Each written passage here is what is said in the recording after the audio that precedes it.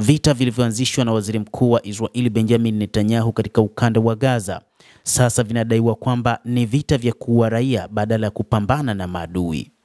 Waziri Mkuu Benjamin Netanyahu amejinasa katika hali mbaya inayomtaka aingie madarakani au kuiburuza nchi yake yote pamoja na yeye mwenyewe. Kwa miezi 18 Israel imeshindwa kuwashinda maadui zake, na kuongezeka huko Gaza kunaweza kuwa uamuzi hatari zaidi ambao Benjamin Netanyahu kupitia majeshi yake ya IDF imechukua uamuzi huo. Wakati waziri mkuu wa Israel akisisitiza kuendeleza vita dhidi ya Gaza, akishikilia ahadi yake ya kuiponda na kuiangamiza Hamas, ameshindwa kufanya hivyo, na kwa mujibu wa makadirio ya kijasusi ya taifa lake, ushindi anaozungumzia hauonekani popote.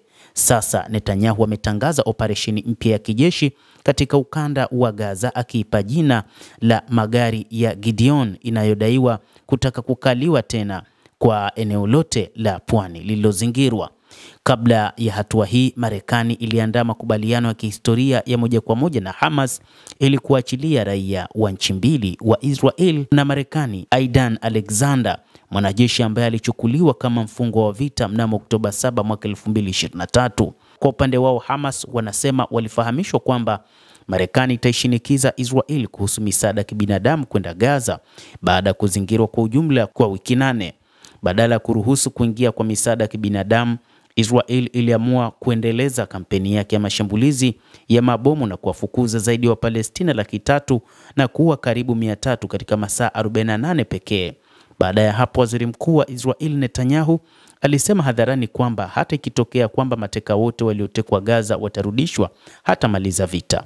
Hata hivyo, kabla safari ya rais wa Marekani Donald Trump katika rasi ya Uarabuni wiki iliyopita, mfululizo wa habari zimechapishwa kwenye vyombo mbalimbali vya habari vya Israel na vya kimataifa zikidai kuwa mzozo mkubwa unazuka kati ya Netanyahu na kiongozi wa Marekani Rais Donald Trump, kutokana na kile ambacho waziri mkuu huyo wa Israel bwana Netanyahu hakutaka kukubaliana na kile ambacho rais wa Marekani bwana Donald Trump alikizungumza.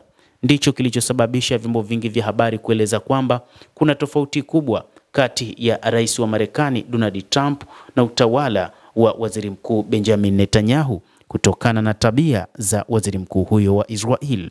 Habari hizo ziliendelea kutolewa kila kukicha, vikielezwa na vyanzo visivyojulikana vikidai kuwa Trump alikata mawasiliano ya moja kwa moja na mwenzake wa Israel na kwamba alikuwa akimdharau Netanyahu kwa kutozuru Israel wakati wa safari yake katika eneo hilo, na hata kwamba alikuwa akienda kuitambua Palestina.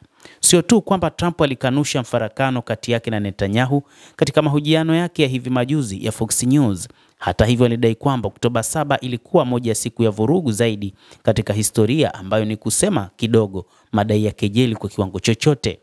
Kisha yakaja mahojiano ya waziri wa mambo ya kigeni Marco Rubio na shirika la habari la CBS News Jumamosi hii, ambapo alisema kuwa Marekani inaunga mkono kuangamizwa kwa Hamas, huku pia ikisema Marekani inatafuta mpango wa kuruhusu kuachiliwa kwa mateka zaidi wa Israel. Ni wazi kutokana na lugha hiyo, Rubio amechukua msimamo sawa na Israel na kwamba vita havitakoma hadi Hamas washindwe. Kwa maneno mengine, wanajeshi wa Israel wanaoshikiliwa huko Gaza ndio sababu ya vita hivyo.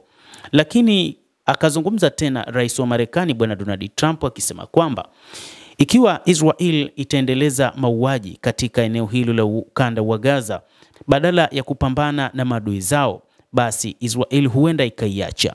Madai yasiojulikana ya rais wa zamani wa Marekani. Mnamo Desemba mwaka 2023, rais wa zamani wa Marekani Joe Biden alidaiwa kumzomea Netanyahu na kukata simu, kulingana na vyanzo ambavyo pia havikutajwa. Mwezi baada ya mwezi, ripoti ziliibuka kuhusu kile kinachoitwa vitisho ambavyo Biden alikuwa akitoa kwa serikali ya Israel. Mnamo Oktoba mwaka 2024, vichwa vya habari vilifanywa hata na madai na Bob Woodward katika kitabu chake cha Vita, ambapo aliandika Biden alimuita Netanyahu mtu mbaya na mwongo mbaya.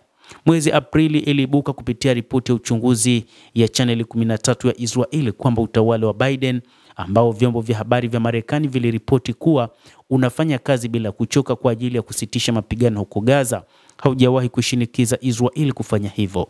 Ukweli ni kwamba Marekani ingeiambia Israel ikomeshe vita vyake dhidi ya Gaza, ingemaliza vita hivyo hata kesho. lakini haikufanya hivyo. Kila afisa mkuu katika utawala wa Trump ni mfuasi mkubwa wa Israel ambaye amechukua pesa kutoka kwa vikundi vinavyounga mkono Israel, wakati kampeni ya rais wa Republican ikifadhiliwa na mabilionea matajiri zaidi wa Israel. Hata hivyo, vita hii ambayo rais wa Marekani bwana Donald Trump anaielezea kama ni vita ambayo waziri mkuu wa Israel bwana Benjamin Netanyahu anapambana na kuua raia tu, isipokuwa anashindwa kupambana na kundi la wapiganaji la Hamas, ni wakati ambapo anapaswa kuachana kabisa na vita hivi, kwani ni vita ambavyo kimsingi havimpi faida isipokuwa kuua raia ambao hawahusiki na vita hivyo. Ikumbukwe waliofanya vurugu Oktoba 7 si raia ila ni kundi la Hamas, lakini Netanyahu anaua raia, anasema rais huyo wa Marekani bwana Donald Trump, huku akimshinikiza juu ya kuwapa chakula raia hao wasiokuwa na hatia wa Israel. Hatua za Trump zinazounga mkono Israel bado, na anazungumza mchezo mkubwa linapokuja suala la mazungumzo ya suluhu kwa mizozo. Siku moja anachukua msimamo wa mafanikio juu ya suala fulani kabla ya kurejea kwenye nyadhifa zake zile zile ambazo utawala wa Biden ulishikilia. Kwa upande mwingine, waziri mkuu wa Israel anaonekana kujipiga risasi mguuni baada ya kuamua kukiuka makubaliano ya kusitisha mapigano yaliyochochewa na Marekani huko Gaza. Alifanya hivyo kwa kuchagua suala la kuzuia misaada ya kibinadamu kama kilima chake cha kufa. Maana yake ni kwamba baada ya kufanya hivyo, makundi mengine ya wapiganaji yalitokea na kusema kwamba wapo tayari kwa mapambano dhidi ya Israel.